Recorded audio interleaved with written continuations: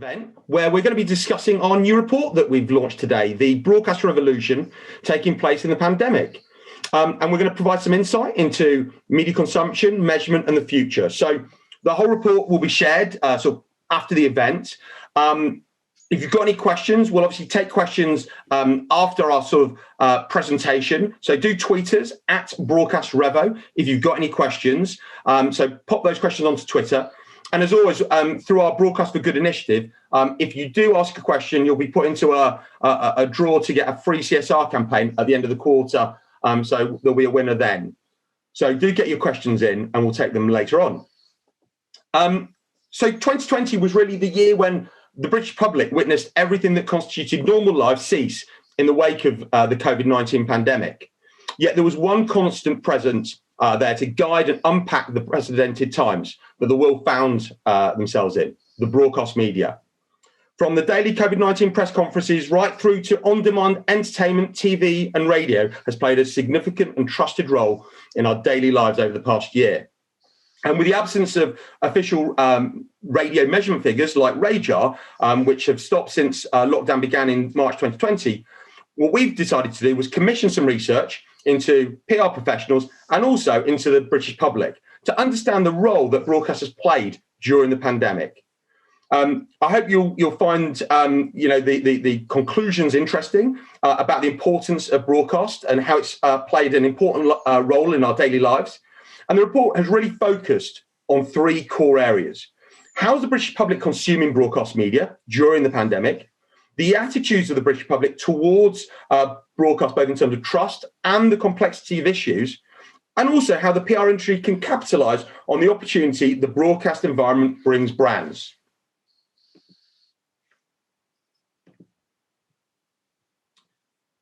As he tries to change slides. So really, as a starting point, and I accept as a broadcast consultancy, we may be slightly biased, but for us, broadcast really leads the news agenda. And as I mentioned, with Radar not providing any figures on audience reaches, what you've had is that anecdotal talk, and certainly, the likes of the recently departed, only from GMB, of course, Piers Morgan, as he loved to boast, broadcast figures have been on a meteoric rise. And even on his last day, as he loves to say, Good Morning Britain, beat BBC Breakfast for the first time in its history. And TV is obviously that trophy piece of coverage that everybody wants. But also, when you look at the likes of the Today programme, 7.5 million listeners, the numbers between BBC Breakfast and GMB and radio, like the Today programme, and 5 Live, which is over 5 million, nearly 6 million listeners. The numbers are vast on radio. But also we want that TV coverage as well. There's been lots of changes in the last year when it comes to broadcast. Obviously, Piers leaving. I'm sure most of you will be happy about that. I'm a little bit sad. Don't hate me for that. The Light of Times Radio launching, which has been brilliant. I don't know if many of you have had a chance to delve into that. I do love a bit of John Pienaar. Emma Barnett moving to Radio 4's Women's Hour. Obviously, we've got the launch of GB News coming. Every day they seem to be hiring new people. So do follow that story. I think it's going to be interesting to see how that develops throughout the year. And again, quite interesting, a few weeks ago, the BBC announcing that they're moving more key jobs and programming to the region, specifically Leeds. And again, there's been an element of a changing face of broadcast PR in the last year. Yes, as always, it's important to get stories into forward planning diaries early. But there's been a difference because the news agenda has been so volatile that you've got to be part of it a lot of the time. So being able to react to the daily and even weekly news agenda, to be able to look at what's happening next week and go, well, we've got a voice that can speak about that and sort of proactively reacting to that. That's where the broadcast media have really been, looking for commentary throughout the pandemic. And to be honest, I don't think that sort of model will change a huge amount. Flexibility is vitally important. So, with that volatile news agenda, you've got to be able to react to it. So if you've got a campaign launching and, God rest his soul, Prince Philip dies, you've got to be able to, be flexible enough to move that. Or, a big football Super League, announcement. It just takes up the news agenda, and you've got to decide where your story will fit within that. So the point really I'm making is those opportunities for the softer, less, more feature opportunities versus the news opportunities, are less. So what are we going to discuss today? Well, as I say, we're going to look at trust in media, people's media consumption. We're going to talk about how best to communicate so those complex issues and the change in young people's media diet, what the opportunities are for you, the PRs, and how can you guys deliver bigger and better broadcast. So I shall pass over to Mike. Yeah, good morning. Thanks, Phil.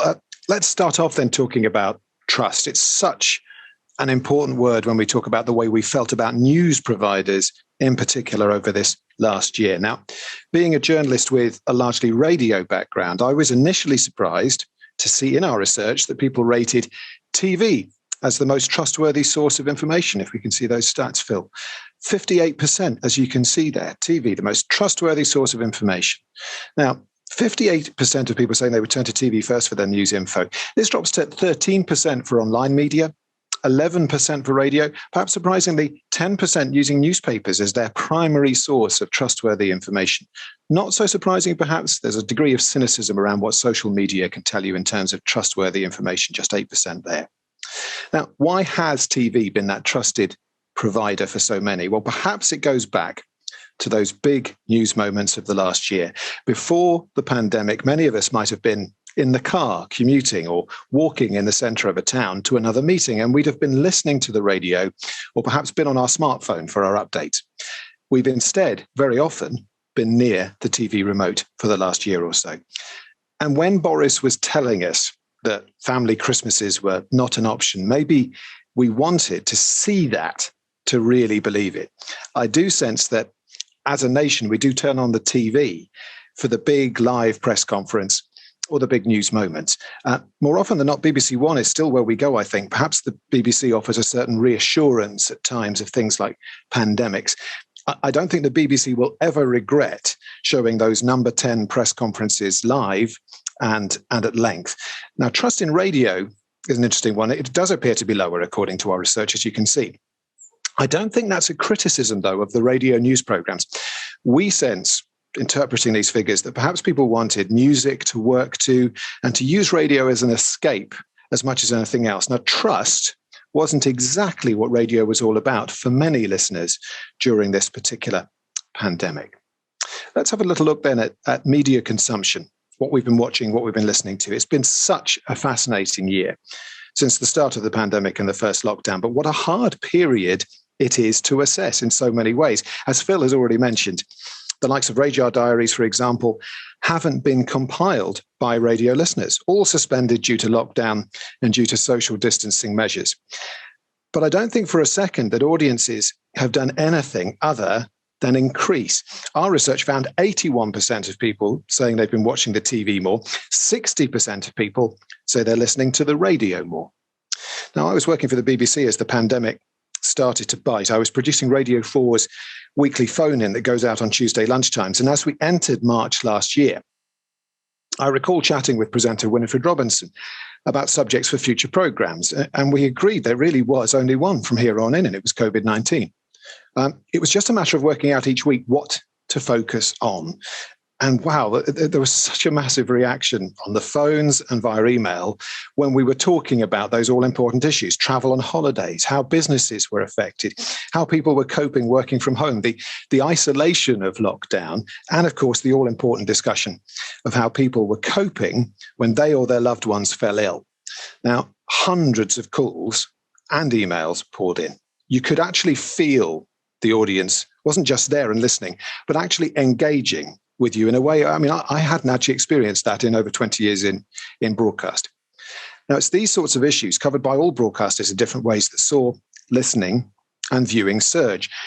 I should add, there were still indicators that can give you an insight to an audience's appreciation of what they were listening to or watching. Now, there's what's called the AI. There's the Audience Appreciation Index, where viewers and listeners rank a program out of 100. Now, these figures were still being compiled, often within the BBC. Now, general news programs are usually pretty low on these rankings. Audiences tend to really like a specialist program. Gardner's question time knocks it out the park every time. They want specialism with this sort of stuff. But I was chatting the other day with Anna Stewart, who's the editor of Five Live's Drive program. Now, she highlighted to me something that in my years working with her, we'd never seen before. The AI score for Five Live Drive leapt 5 points to around 80 out of 100 consistently. Now, that is incredibly high for a news program. And when you think about it, at its peak, all programs did actually become specialist. The specialist subject was COVID and the pandemic. The blend was the all-important bit, from the extremely serious subject matter, like numbers of people hospitalized, to the lighter stuff, like how do you cut your own hair at home or something like that. Let's have a little look then at these national figures that Phil has shown us on the screen here. Let's look at national TV first, in particular broadcast news. You might have thought pre-pandemic that the days of terrestrial TV watched live were numbered. Weren't we all streaming now? However, news and sport, for that matter, tends to be consumed live. By its nature, you want to see it as it's happening. During the peaks of the pandemic, then, almost half, 49% of the British population consumed national BBC TV news every single day without fail. Now, the press briefings from the Prime Minister, from other ministers, the array of experts, were often directly ahead of these news broadcasts. So one led into another. Now, the estimate that I saw when Sky was actually reporting some of the viewing figures, 27.5 million of us in this country, and we're about a country of 60 odd million, were watching as Boris told us to stay at home. Now, that is an enormous inherited audience for a news broadcast to capitalize on. A further 40%, as you can see on screen, say they consumed national commercial news every single day. Now, assuming that you watch the BBC or, say, ITV News, but not both, you can draw a conclusion there that around 90% of the British public were consuming TV, national news output, every single day. Now, of course, this figure is likely to have dropped. Let's face it, everyone at various points during the last year or more has become a sufferer of COVID fatigue. Those high points, though, are truly remarkable. That the challenge for the broadcasters is to keep people hooked, to keep them informed, to keep them often home educated, to keep them entertained. So the BBC's founding father, Lord Reith, would have been very pleased with the way we were actually tackling the pandemic. The UK's main national commercial channels, ITV, Channel 4, Channel 5, well, they didn't broadcast the government's daily press briefings. Instead, what they did was they used the content for their main news bulletins. And don't forget, away from live TV news, of course, there was plenty to talk about. We did become consumers of box sets like never before. That was no bad thing, as so many of our beloved soaps and entertainment shows started struggling to get episodes recorded. Where I was working at Media City for the BBC, you looked down onto the Coronation Street set across Salford Quays, and Coronation Street's set was shut. They weren't able to really gather and actually record programs. So it was a great time for the likes of Netflix to show Tiger King, because a lot of people weren't able to watch episodes of their beloved soaps and other regularly produced programs in the way that they usually would. In the absence of certain TV staples, of course, which couldn't be made in lockdown, educational programming was stepped up for our at-home kids. Now, at the local and regional level, the loyal TV audiences actually grew. 34% say they tuned in for regional BBC news every single day without fail during the pandemic. Meanwhile, 29% consumed regional commercial TV news every single day through the pandemic. Again, put these two together, and you've got almost 2/3 of people watching a local TV news program every evening. I worked in local television and local radio for several years before I moved to national, and I'm always keen to emphasize the importance of the local audiences. There will be a few BBC regional bosses, by the way, breathing a serious sigh of relief when you see these figures, because these viewing figures came at a time of enormous cutbacks in staffing. I've never known more people I used to work with taking voluntary redundancy from local television and radio newsrooms. So it was farewell then to double-headed local BBC TV news, all presented by one person now. It was hello to local BBC stations switching to key programs lasting 4 hours, which is a long old program. and usually just with one presenter as well. So local radio now, 6 a.m. to 10 a.m., 10 a.m. to 2 p.m., 2 p.m. to 6 p.m. There's your three key programs now. And I actually wonder, with the fewer resources they've got available to them now, will these time slots demanding just three presenters to cover pretty much the whole key parts of the day, is that sort of thing going to be staying put for now? Longer programs, fewer presenters. Switching back to where I spent much of my working time during the pandemic, national radio. How well I will remember the clunks and the long silences on air as presenters adapted to home working. I was also making podcasts from home for Radio 4 that I never knew I could manage to create without a radio studio to sit in. It's certainly been a learning experience for all broadcasters. My medal, I think, goes to the great Peter White on Radio 4, who I was producing for much of the last year for the network's In Touch programme. Now, he was sat in one house, I was sat in another house, a studio manager was sat in another house. Peter is entirely blind. It didn't stop him doing the job. And that shows how far we've come, not just with the technology, but with the talent as well. Speaking of technology, contributors, well, they've not had a sniff of being in a radio studio or often a TV studio for over a year. Radio 4 was always enormously dismissive of Skype, FaceTime in the build-up to the pandemic. However, during the pandemic, it's had to embrace them. And my goodness, they really have. I wonder, frankly, whether it will now become the new normal for contributors. Will contributors be going through to local radio NCA studios? So many guests have gone in to contribute to a network radio or TV program to their local BBC station. I wonder whether these studios are going to be largely phased out gradually as we maybe focus on a well-framed, importance of good well-framed iPhone FaceTime contributions, for example. It certainly gets guests on air who would otherwise have been unable to participate before. If you can put a guest on air from their living room, you get an enormous array of guests that perhaps were not able to get through to studios for whatever reasons. And I don't think that's a bad thing at all. It's really opened things up for contributors. National radio did, of course, remain a significant source of updates for the British public. Now, I was chatting with Pete Wilson. He's the executive editor of Radio 4's consumer programme, You and Yours, before this presentation. He told me audience needs have changed during the pandemic, and we have to be able to move with that. So Pete was telling me, for example, at the beginning of the lockdown, there was a need for information like, how do I get my shopping? What happens to the flights I've booked? The program was very much case study led, he said, but with a real need for practical advice and help. As we enter the longer stretch, he said, it became clear that the listeners then wanted contact. And the phone-in program, which I was actually producing for a lot of the last year, that's when that came into its own. It was an opportunity once a week to talk about what's going on in people's lives, what's changed. And you can never underestimate radio's help when it comes to the loneliness factor, the mental health factor. The way of sourcing information, but also a connection with the outside world was so important, particularly for You and Yours, which is a very trusted program, very high always in the audience appreciation indexes. Now, Pete was telling me there was a need to constantly review what he called the COVID ratio. Overloading the output with tales of woe very quickly was creating fatigue. They had to find positive material to put out in the blend as well. Also finding the basics, he said, the stories that were done before the pandemic. There was a feeling that a lot of bad news might be buried, released during times of national crisis.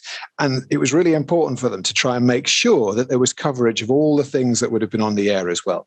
Going forward, he said, there's a need to keep that balance. It's so important as we transition to whatever normal is going forward. Now, our research finds people have also reported tuning into the radio when they needed some light relief. As I mentioned earlier, they've been using it more as a means of entertainment, we feel. Some much needed music, perhaps, for those working from home. Radio, of course, has always been able to offer light and shade. And it's interesting to note, as Phil was mentioning Times Radio, these new stations that have launched during the pandemic, where you think that might be quite challenging. So, for instance, Times Radio set up by former Five Liver Tim Lavelle. Also, music-based Boom Radio has just launched. Now, that was set up by my old commercial radio boss, David Lloyd. Both successful launches during a pandemic with enormously different audiences in mind. We'll watch their listening figures with interest as Radar comes back on stream.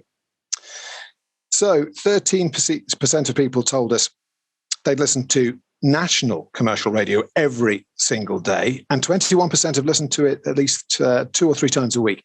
The BBC's portfolio does well too here. 20% of the British public listening to national BBC radio every single day, whilst 30% listened 2 to 3 times a week. As I say, never forget the power of local radio. When it comes to regional output, as you can see here, 26% said they tuned in every single day without fail to a blend of BBC or commercial stations. A further 34% said they listened to local radio of choice 2 to 3 times a week. A final word here on the power of local or regional radio for getting you heard. Now, I saw this firsthand working in commercial radio in the East Midlands during several years at BBC Radio Nottingham. Radio Nottingham used to get a 30% reach in the county. A third of the county were listening to Radio Nottingham. Looking at this current table, you can kind of see this emphasized with a different array of stations, admittedly now. If you're speaking on Island FM in the Channel Islands, as you can see on this slide, it gives you access to 40% of the available radio audience. You go on BBC Radio Ulster, and 20% of Northern Ireland's radio audience is hearing you. Now, it's food for thought, I think, about making sure you don't dismiss certain stations. There are enormously loyal audiences tuning in, and I think the pandemic will have reinforced and bred further loyalty. Let me hand over to Sarah now to chew over some of the other issues coming out of the report. Thanks, Mike. So obviously Mike took us through some of the more light-hearted stuff here, but going back to the complex issues that sort of came out of the pandemic, because I think we can all agree that since March 2020, maybe even a little bit before, COVID-19 created a bit of a domino effect, essentially, of issues that have spanned across all sectors. So we've seen this sort of in the early days, issues to do with PPE and supplies of PPE, furlough, unemployment, business closing, issues in the care sector. We could list all of these complex issues, but we'd be here for the rest of the day. So as we sort of have started to see this ripple effect of issues and how they've developed since the start of the pandemic, it's been really, really interesting to see how broadcast media have handled those issues and how we've seen sort of organisations lobbying through primarily TV and radio to tackle some of those issues head on. Because as Mike sort of referred to earlier, given that the daily press briefings were televised and people were sitting down there, it almost sort of established itself as the channel for COVID-19 news. So therefore, it's not really surprising that in the research that we've conducted, 43% of people say that TV offers the most comprehensive coverage regarding complex issues. And then if we compare that to sort of newspapers, they're showing sort of coming in at 19%, and online media and social media lower still. So before we go into sort of why TV is probably sort of ranking higher than those other forms of media, I think what's important to highlight is how actually within the complexity that we've seen over the last sort of 12 months or so, actually there's been this strive for clarity from the broadcasters. So we've seen many layered issues happening, and actually the need for clear information and sort of data and insights as well. And this has sort of been coupled with, and the way that people have been journalists have been framing their news stories, whether that's online or you see on the sort of tickers on TV, has been framed as a question. And this can be everything, as Mike was saying earlier, from what is the latest sort of infection rate to when can I next see my family? What are the rules in my area? We've seen how online, but also on the TV screens, headlines almost become like the search you put into Google, essentially, as there's that been need for sort of clarity and information. And the way this has sort of come about and the way broadcasters have sort of reacted to this has been on the BBC side, the BBC's innovations team launching their Explainer Builder, but essentially allowed journalists, if they were writing an article, to link to another article if there's something that needed explaining or something that the reader didn't understand, which allowed them to build this sort of this bank of knowledge, essentially, which helped make the complex sort of clearer to users. And the way this sort of came through on broadcast, both in Sky News and BBC News, was the Your Question Answered slot, which was a daily feature happening a couple of times a day on both news channels, where they'd have experts, and this would be to talk about masks. It would be to talk about anything sort of we'd see impacting from social distancing, and then we started to see how it even sort of became the format for issues such as A-level results and what should students do, and they'd have their experts there to answer those questions and to provide that clarity and to explain the complexity of those problems. And we've seen also how Sky News, BBC News have revolutionised their data capabilities in order to provide that clear information. And even sort of on a radio side, if we can just touch on that very briefly, we saw the likes of Radio 1 producing very digestible, short bursts of insight for very sort of mundane questions, if you think about it, for things like, can I still walk my dog? And all of these kinds of things. So as well as sort of Mike was talking about earlier, as well as the serious stuff, also the very sort of everyday things that people were genuinely just wanting to know the answer to because of all the kind of unprecedented times we were living in, suddenly, living in a time of rules. So I think if we can go now to sort of why TV and why consumers feel that this is the sort of best medium for covering and unpacking those complex issues. I think what's really interesting and quite surprising is actually that this is the medium that's probably faced the most challenges, because it's a very visual medium. It relies on that diversity of shots. And actually what we've sort of seen since March has been sort of back-to-back Skype interviews with everyone's kind of backdrops and bookshelves. And it's a challenge then for TV to put together and to make that interesting package.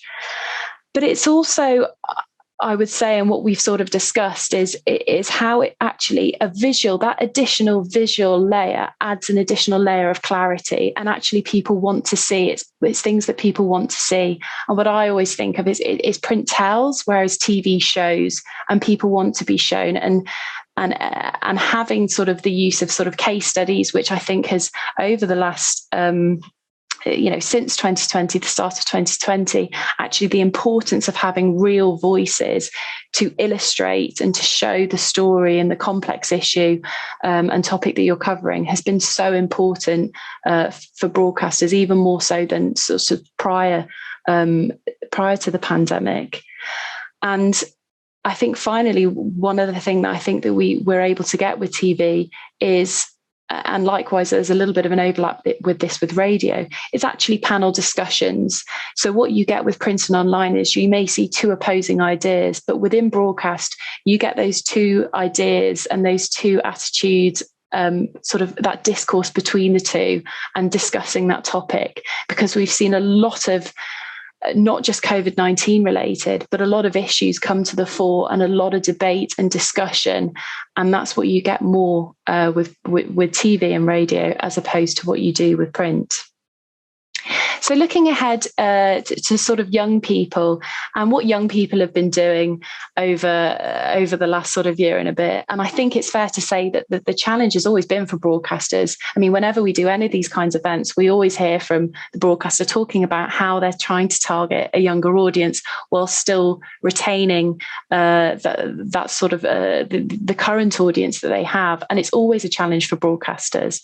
But what's interesting is how social media, quite understandably, is always seen the go-to channel if you're trying to target a younger audience versus broadcast. And I think in our experience, PRs can sometimes be quite quick to dismiss broadcast for younger audiences. But actually, in the research that we did, if my friend can switch to the next slide, is that actually 68% of parents have said that during the pandemic, their children increased their engagement with TV and radio, and that 14% said that their children's broadcast consumption time doubled. So actually, we had more people tuning in, and whether that was because they were sitting down with their parents as they were watching, they were in the house as parents were sort of tuning in, and they were also hooking on to what was being broadcast. But also there's also we've had on sort of guests from ITV that have talked about how they have actually a large number of their audiences is students, because they're just sort of sat at home, and even more so over the last 12 months, they've not necessarily been in their accommodation and they've just been having the TV on in the background. And so what we're also seeing is this kind of media overlap between broadcast and between social, as particularly in the rise of, we've seen very recently, of TikTok, and actually how those younger broadcasters that are trying to target a younger audience actually have a much closer relationship with their social channels. So it's always worth being mindful of, if you're trying to target younger audiences, how it can be visual in terms of TV, but what can be the overlap there for social as well, and how they can actually work together really effectively, as opposed to just being seen one or the other. And finally, just to talk about some of the changes we've seen with what the BBC has done. We've seen, in terms of trying to target a younger audience, the BBC have been focusing more on their podcast content for young people, but also we're seeing the return of BBC Three coming back, which initially was sort of scrapped a few years ago, but actually now, as we're seeing more young people engaging with broadcast channels, we're going to see that channel for younger people return next year.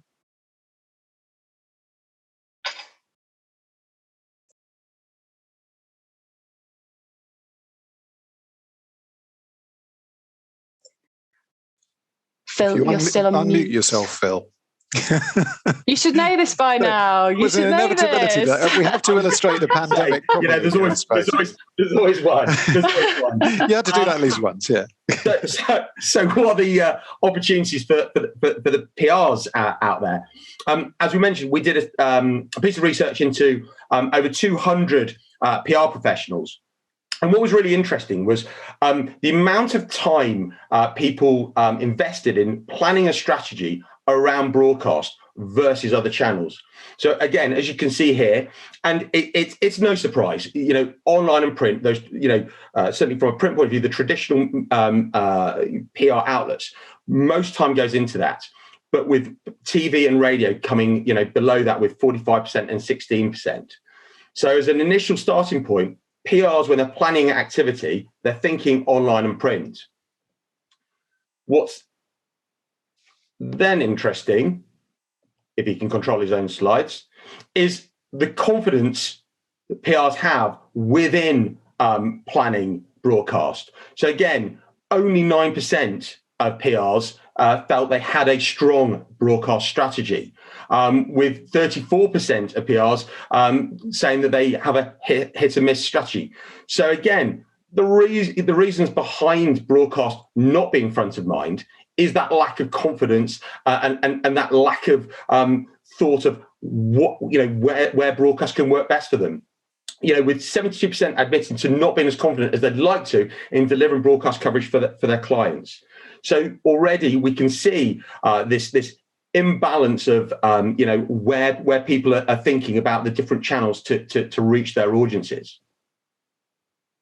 So from the consumer side, what was really interesting was 36% of consumers believe that brands wasted too much time trying to reach them on social channels, which again, if you go back to the front slide, was where PR's planning and strategy planning went in most.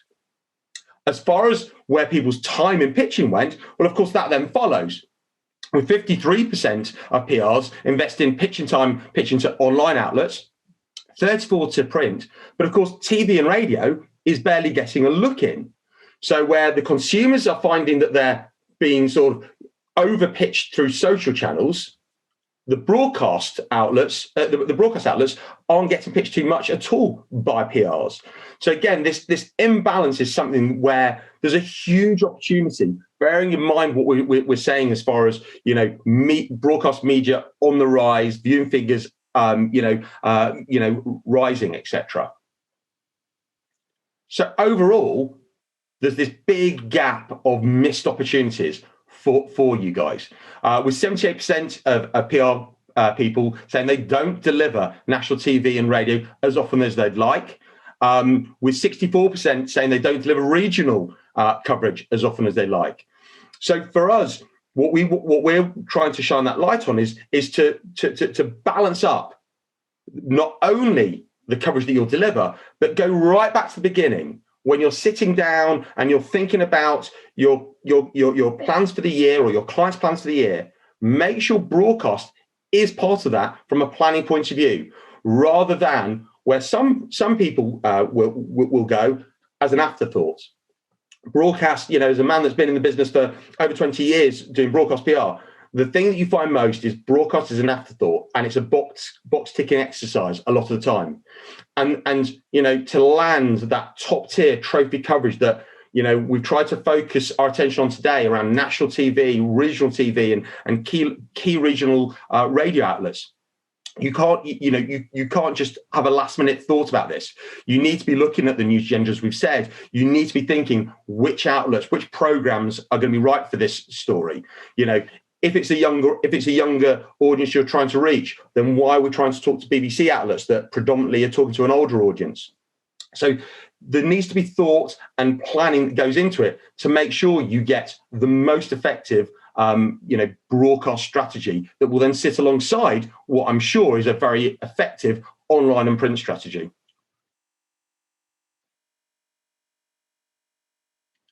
Mike, over to you. Yeah, it's very interesting when you're considering the planning and insights, as you can see on this slide here. What we're keen to try and emphasize kind of this when you're reading the report is don't see broadcast as an afterthought here. You've got to put some planning into it. And I think more and more we're seeing this as broadcasters are trying to get a balance between COVID material and other material.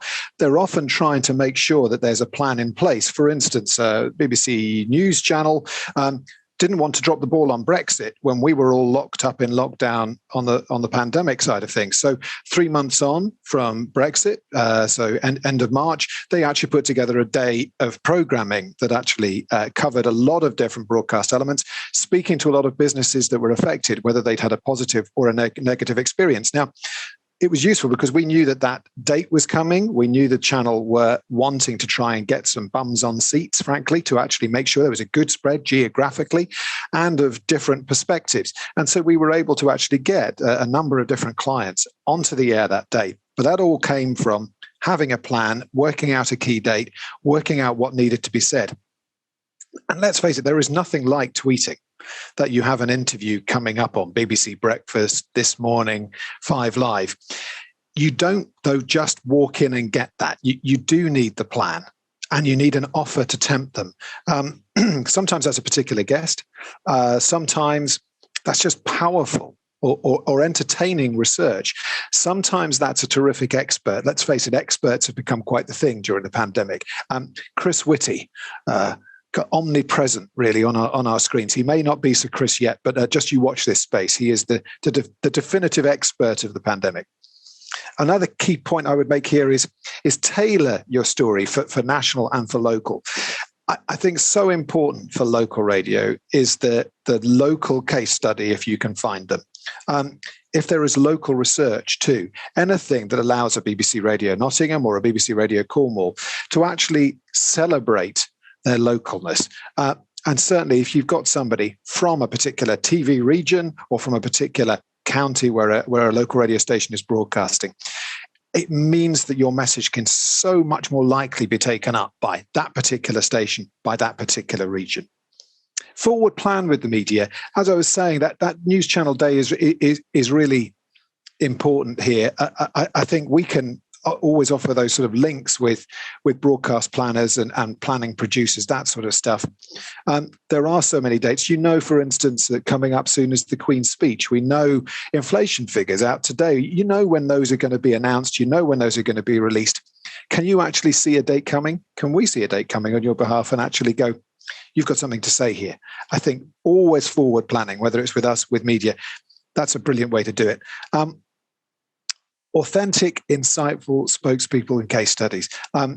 So many broadcasters now really want someone who can help, advise, support. That's been coming through the pandemic. That's been coming from lockdown. Is you want an authoritative voice who can really say, here's how this works, whether it's here's how the testing process is going to work, here's how your dog should be cared for that you've bought during lockdown.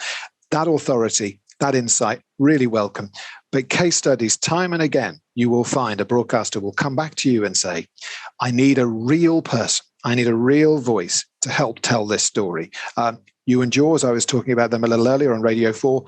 I don't think I ever ran a story when I was producing programs for them that didn't have a real voice, somebody affected, woven into the story. Very, very important to try and be thinking about all those different voices, those different elements. Offering all assets to broadcasters, a final word on this sort of planning and insight slide. B-roll, that's video footage if you have it. Remember how visual radio is these days. So a lot of the radio interviews that you might offer will be video clips. You're doing them on webcams, you're doing them on iPhones or whatever. Webcam material might be used and end up online. 5 Live does this a lot. Radio 4 does it. Radio 5 Live in short. Radio 4 does 4 in 4. Little 4-minute, 5-minute long sort of summaries of a news story using a lot of video footage though. So if you've done a lot of video footage for a social media campaign, you're thinking about it for television, don't forget, offer it to Radio 2, because it could mean that there's a really great extra social media element coming from a 5 Live. Did a lovely campaign with guide dogs just a few weeks ago where they were doing a scratch and sniff kit for the Gruffalo, for the book The Gruffalo, so that visually impaired children who maybe couldn't see the illustrations in the book could smell the monsters, smell the characters in the Gruffalo. Well, actually, 5 Live did a beautiful interview with a family affected, a young girl who was enjoying the book with guide dogs. But they ended up, because there was lots of video footage available, they ended up making a really lovely little social media piece as well, which gets you so many extra elements of interest too. So there's lots to think about. Some of this coming from the pandemic, some of these general rules to always bear in mind. So Mike sort of touched on this a little bit there, but also one of the things that we think is most important, and probably the thing that's kind of lasting and going to continue to be here as we kind of come out of the pandemic, has been this sort of interest from broadcasters to have guests and have a variety of guests to comment on issues that are running across the news agenda that day.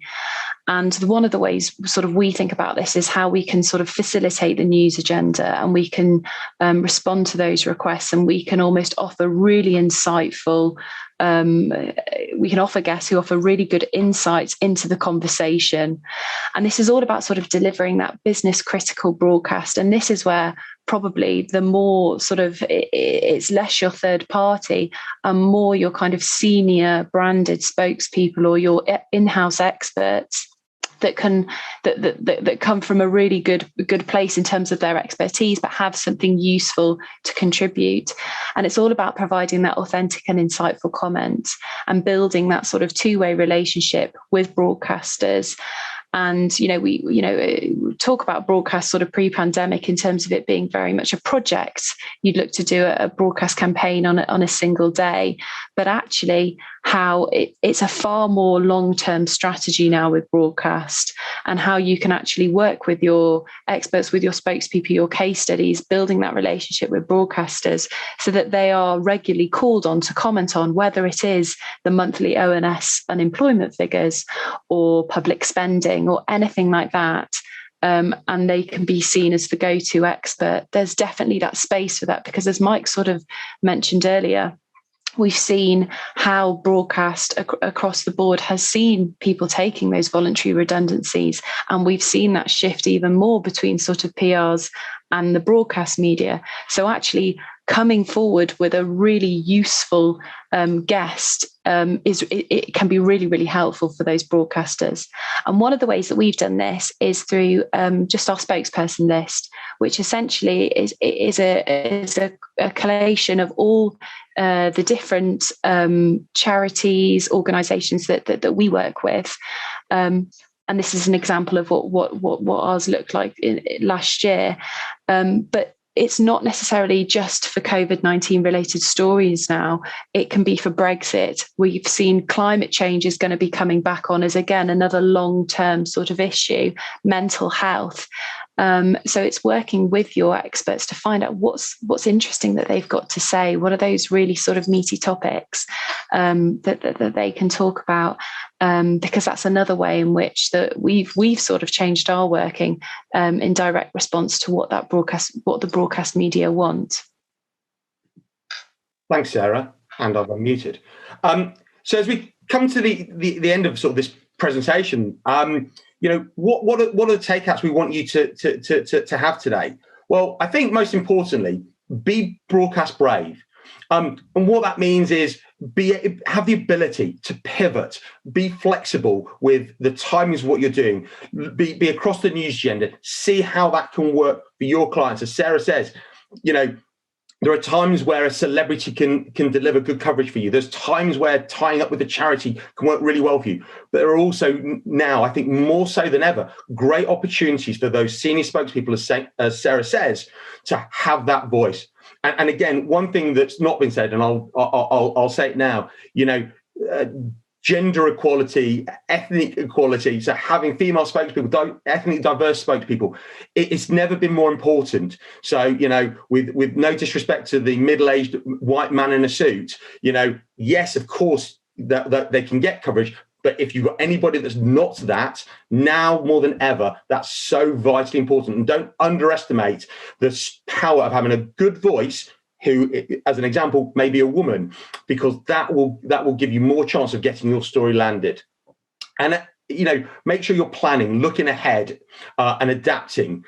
Most importantly, so here are sort of just some tips to take away for sort of a checklist for a perfect broadcast strategy. Make sure you understand your audience. Make sure you understand the programming.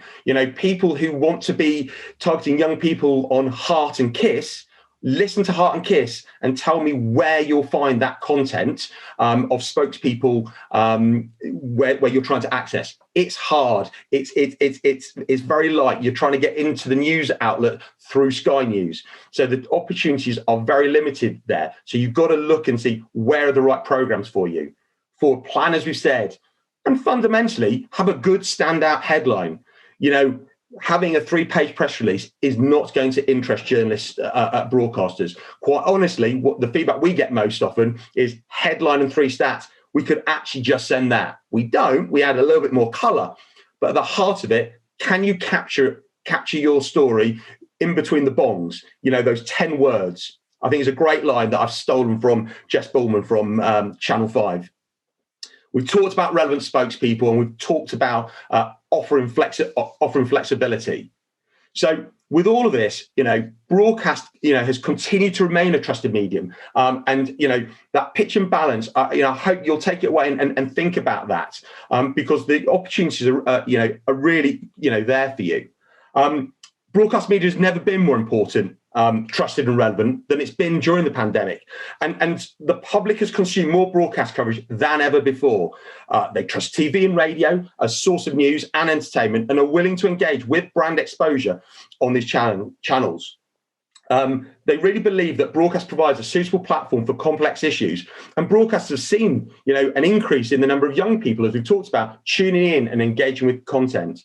So if this year's taught us anything, it's that broadcast media has a more significant role to play now than ever before. And there's clearly a disconnect between the opportunities that broadcast media presents and the way that PRs are approaching these in the strategies. And regardless, it seems that many brands are missing a trick by not engaging with the myriad of possibilities that TV and radio present. So as we begin the steps towards recovery and getting back to whatever this new normal will be, we as PRs need to understand how the landscape has changed and how we can play an integral role in helping sort of brands to get their messages to their audiences. And while some of these changes appear to be a reaction to the pandemic, broadcasters will be using this period have been using this period to understand what makes its audience tick and have been supercharging changes which will be fit for this new future we're going into. The pandemic has reminded us all of the power of broadcast and how putting a broadcast strategy front and center will reach this highly engaged and trusted medium. That brings us to the end of the webinar. We've got a few minutes left, and we've got a few questions as I sort of have a look. So thank you for those questions. If you've got any other questions, we've got about five to 10 minutes left. We've got a question about what's the best way to engage with local BBC radio stations. GNS used to be an excellent way, but it was closed down last year. I think Mike may be able to give you some good news on this. Yeah, GNS, General News Service, was for the uninitiated. Basically, was a news provider, a central hub within the BBC that would offer interviews, clip material from all sorts of elements across the BBC and provide them to local radio. So when you hear a local radio news bulletin and you hear loads of clips coming from the Prime Minister, was provided by GNS. They offer what are called sort of two-way lists where people can be interviewed, experts can be lined up, et cetera, for various programs on local radio. The cuts I was talking about, GNS has gone. The good news, though, is CNS has been born, the Central News Service. It's been moved to Salford Quays from London. There is a team. It's run by a guy called Chris Brindley. He's the assistant editor there. He was working out of BBC Manchester before this. And we've liaised with them several times to try and make sure that they're aware of our material. They have done two ways with some of our guests, our spokespeople. And it's a great way still to get you on a series of radio stations. It can be quite exhausting. Your spokesperson could be doing one interview every 10 minutes, go for 2 hours. On the other hand, we actually have lines of communication with lots of the local radio stations, and we're so often in touch with them. We know the producers, hopefully, that can we need to be contacting. So whether it's contacting specifically local radio stations or going through the new GNS, CNS, wonderful acronyms the BBC always comes up with, there's still lots of ways to be getting in touch with the local radio side of things. Thanks, Mike. We've got another question. We still see a lot of stories related to COVID. Can it hinder or help a story having this angle? Sarah? So I would almost say, because COVID is kind of become ingrained in sort of the everyday, actually, it's really important not to have a story that's in a vacuum. So I don't think that necessarily means it has to be a serious story, because as we've sort of explored, actually, there is still that need for the light relief. But actually, it still has to be things that are going to be important and people are going to care about now. So whether that's what Mike was talking about earlier in terms of dogs and people getting lockdown puppies and struggling to train them, or having behavioural issues, or more of the kind of lighter stuff is absolutely fine. But yes, it does need to speak to the time we're in, just because in terms of just making sense, if you're doing a story and actually it's to do with children not being in school and children are back at school for whatever reason, it's just got to make sense. But it doesn't have to be a serious thing. The thing I would say is that what we've noticed recently is, because we've sort of starting to come out of lockdown, I think we've had that time of having those reflection stories over during lockdown. This was happening and this was happening. We've seen how this does shift between having those reflections and then how media are quite keen then to look forwards, and whether or not that's your story that couples both of those ideas. But I think it's really important now to have that kind of what's happening today, but also and that look ahead to as we see the next sort of month or 2 months or whatever it is, would probably be what I'd say to that question. Thank you, remember Sarah. what Pete Wilson at You and Yours was telling us as well about they're desperate to make sure they don't drop the ball and miss other material. Now is a good time to be talking about other things other than COVID, because broadcasters are very keen to make sure they do reflect that. People have interests beyond pandemics and beyond lockdowns. Thanks, Mike. A question for you, Mike. How do you envision the news landscape panning out as we come out of lockdown restrictions? There's two ways to kind of look at this, really. Inevitably, there will be a slight dipping, as there has been throughout the pandemic. There have been highs of broadcast interest, and then things have dipped down slightly. Perhaps then another lockdown comes in and we're suddenly all tuning into the news again. Inevitably, there will be a slight dip. On the other hand, as we've seen this week, football, super leagues, massive in the news, enormous amount of interest, enormous quantities of people tuning into broadcast media. Their local radio stations who provide their sports commentaries. People are wanting to find out what's happening. Sport, news has to be absorbed live. That's the way people want to find out about it. what I hope is that loyalty has been reinforced, and new listeners and viewers have been discovered who will stick with programs. And so 5 Live Drive, with its audience appreciation index sky high, I hope those people continue to listen. It's a fantastic program. Tony Livesey is a superb presenter of it, and I hope that actually a large number of these audience figures will stay higher than they were before the pandemic, because people have found a new friend in a particular radio program or a new trusted resource in a new TV bulletin, for example. Thanks, Mike. And one last question, and Mike, you may want to pick this up as well. Obviously, during the pandemic, spokespeople haven't been going into studios. Do you think the idea of going into studios is now over? Do you think the likes of the BBC will be able to turn around and say we're not taking interviews on mobile phones moving forward when we get back to the new normal, or is it all changed? The rules are all broken. When I used to produce 5 Live Breakfast, one of the great frustrations with all sports guests we would get is they'd be on a mobile phone, and they would always seem to be driving into a railway tunnel just at the particular time that I wanted them on the air, and we would lose it. These days, people are so much more tech savvy. They've got the kit, they've got Zoom. What we're doing here emphasizes this. I think broadcasters will still want people in studios. I think on budget day, there will still be college green and people milling around and people in front of cameras, because what you want, I think, particularly when there's a heated debate, Newsnight now largely is a series of debates and discussions. It is easier when all those people are sat in a room all together, the way Question Time works, where you actually can have everybody in, because we all know about lines dropping out and all sorts of things. It doesn't help the flow. The technology has been an enormous boost during lockdown. It's been fantastic to get loads of people doing what we're doing here, getting into quality broadcast from home. I think it's going to be a blend, but Zoom, Skype, FaceTime in particular, all the broadcasters rave about FaceTime. The radio broadcasters are telling us that is the best quality audio for radio, strangely enough. So we were learning lessons all the time. Is all of that technology here to stay? Absolutely. Is the studio dead? Certainly not. Thanks, Mike. And thanks to everybody. That sort of concludes our webinar today. I hope you all found it useful, insightful. We'll be sharing the report in full. So some good evening reading for you all. And do feel free to share it with your colleagues. And we look forward to seeing you again for future events. Next month, I'm pretty sure we've got Morning Live guests. And in June, we've got Sarah Sands, ex-editor of the Today programme, joining us. So we shall keep you updated with our future events. And thanks, everybody, and have a great day.